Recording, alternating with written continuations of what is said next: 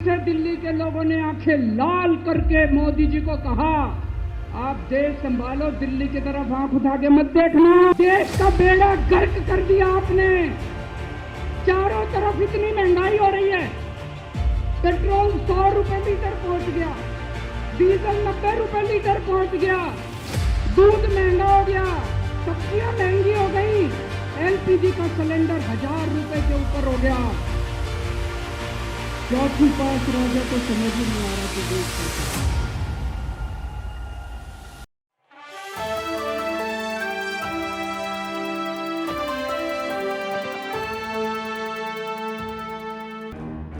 मोदी जी दिल्ली वालों के पीछे क्यों पड़े हैं? दिल्ली वालों के पीछे क्यों पड़े हैं मोदी जी? 2015 में दिल्ली के लोगों ने 7 एमपी की सीट मोदी जी को जिता दी, मोदी जी को प्रधानमंत्री बनाया और मोदी जी को कहा आप देश संभालो। और दिल्ली में 70 में से 3 सीट बीजेपी को दी, 3 सीट, 67 सीट आम आदमी पार्टी को दी। और दिल्ली के लोगों ने कहा केजरीवाल जी आप दिल्ली संभालो। बीजेपी को 3 सीट देने का क्या मतलब? दिल्ली के लोगों ने अपनी आंखें लाल करके मोदी जी की तरफ देखा और बोला आप देश संभालो, खबरदार दिल्ली की तरफ आंख उठा के देखी तो। बोला कि नहीं बोला? 2020 में फिर से दिल्ली के लोगों ने 7 एमपी की सीट मोदी जी को दी, बोले आप देश संभालो। आम आदमी पार्टी को 70 में से 62 सीट दी, बोले केजरीवाल जी आप दिल्ली संभालो। फिर से दिल्ली के लोगों ने आंखें लाल करके मोदी जी को कहा आप देश संभालो, दिल्ली की तरफ आंख उठा के मत देखना।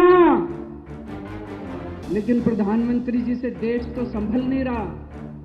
देश का तो बेड़ा गर्क कर दिया। रोज उठते हैं और दिल्ली वालों के काम रोक देते हैं, रोज उठते हैं और दिल्ली को। मैं स्कूल बनवाता हूं, मोदी जी कहते हैं मैं तेरे स्कूल नहीं बनने दूंगा। मैं अस्पताल बनवाता हूं, मोदी जी कहते हैं तेरे अस्पताल नहीं बनने दूंगा। मैं मोहल्ला क्लिनिक बनाता हूं, मेरे मोहल्ला क्लिनिक तोड़वा दिए मोदी जी ने। पिछले साल प्रधानमंत्री जी ने दिल्ली के अस्पतालों में दवाइयां बंद करा दी। मैं सीसीटीवी कैमरे लगवाता हूं, प्रधानमंत्री जी एलजी को कह के सीसीटीवी कैमरे नहीं लगने देते। पिछले साल मोहल्ला क्लिनिक के अंदर इन्होंने गरीबों के टेस्ट बंद करवा दिए। दोस्तों, मैंने दिल्ली के लोगों के लिए योगा क्लासेस शुरू की, प्रधानमंत्री जी ने योगा क्लासेस बंद करवा दी। प्रधानमंत्री जी से मैं कहना चाहता हूं आप देश संभालो ना। आपसे देश तो संभल नहीं रहा। देश का बेड़ा गर्क कर दिया आपने। चारों तरफ इतनी महंगाई हो रही है। पेट्रोल 100 रुपए लीटर पहुंच गया, डीजल 90 रुपए लीटर पहुंच गया, दूध महंगा हो गया, सब्जियां महंगी हो गई, एलपीजी का सिलेंडर 1000 रुपए के ऊपर हो गया। इनको समझ ही नहीं आ रहा महंगाई कैसे। इनको चौथी पास राजा, कम से कम 20-25 हजार लोग सड़कों पे इस वक्त रामलीला मैदान की तरफ बढ़ रहे हैं। इतनी भारी संख्या में आज लोग यहां आए हैं। अपनी बात शुरू करने के पहले आपसे पूछना चाहता हूं, आप में से कौन कौन मुझे प्यार करते हैं? जरा हाथ खड़े करके बताओ कौन कौन प्यार करता है। आपका बहुत बहुत शुक्रिया इस प्यार, इस मोहब्बत के लिए। लेकिन अब जो लोग मेरे से प्यार करते हैं, सबसे पहले एक बात आपसे मांगना चाहता हूं। जैसा अभी सौरभ भारद्वाज जी ने कहा, सब लोग अपने अपने मोबाइल फोन निकाल लो। अभी हम देख रहे हैं यहां पे कम से कम 40-50 वीडियो कैमरा, टीवी वालों के कैमरा मौजूद हैं। अब इस मैदान में 1 लाख कैमरे चालू हो जाएंगे, 1 लाख कैमरे। सब लोग अपना अपना फोन निकालो, फोन पे वीडियो रिकॉर्डिंग चालू करो अपनी अपनी फेसबुक चालू करो और फेसबुक लाइव कर दो। इस रामलीला मैदान से अब एक साथ 1 लाख टीवी कैमरे लाइव चालू होंगे।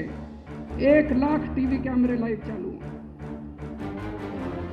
मैं सबसे पहले कपिल सिब्बल साहब का बहुत बहुत शुक्रिया अदा करता हूं। हमारे इनविटेशन पे आज वो आए। कई साल के बाद आज हम लोग रामलीला मैदान में इकट्ठे हुए हैं। आज से 12 साल पहले 12 साल पहले इसी रामलीला मैदान में इकट्ठे हुए थे हम लोग भ्रष्टाचार के खिलाफ। इस मंच को मैं नमन करता हूं। यह बहुत पवित्र मंच है। आज से 12 साल पहले भ्रष्टाचार के खिलाफ इकट्ठे हुए थे। आज इसी मंच से एक अहंकारी तानाशाह को इस देश से हटाने के लिए फिर से इकट्ठे हुए हैं। दोस्तों, तानाशाही को खत्म करने के लिए फिर से इकट्ठे हुए हैं।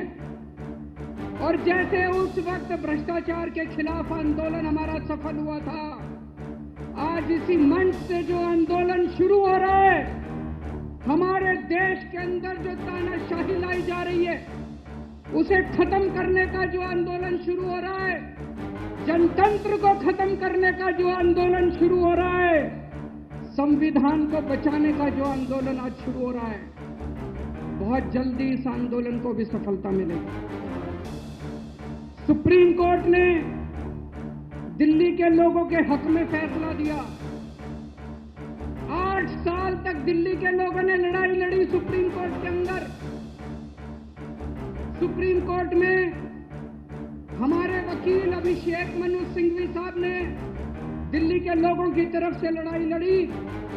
सबसे पहले मैं आज इस मंच से सिंघवी साहब का भी दिल्ली के लोगों की तरफ से शुक्रिया अदा करता हूं, जिन्होंने दिल्ली के लोगों को उनका हक दिलाया। दोस्तों, 11 मई, आज 11 जून है, आज से 1 महीने पहले 11 मई को देश की सर्वोच्च अदालत, सबसे बड़ी अदालत सुप्रीम कोर्ट की भी कॉन्स्टिट्यूशन बेंच, उसने आदेश पारित किया दिल्ली के लोगों के हक में। और उसके 8 दिन के बाद, 1 हफ्ते के बाद 19 मई को देश के प्रधानमंत्री ने सुप्रीम कोर्ट के आदेश को खारिज कर दिया। दोस्तों, देश की सबसे बड़ी अदालत के फैसले को प्रधानमंत्री ने खारिज कर दिया। प्रधानमंत्री कहते हैं मैं सुप्रीम कोर्ट को नहीं मानता। देश के प्रधानमंत्री कहते हैं मैं सुप्रीम कोर्ट को नहीं मानता। 75 साल के भारत के इतिहास में पहली बार एक प्रधानमंत्री आया है जो कहता है मैं सुप्रीम कोर्ट को नहीं मानता। पूरे देश के लोग स्तब्ध हैं।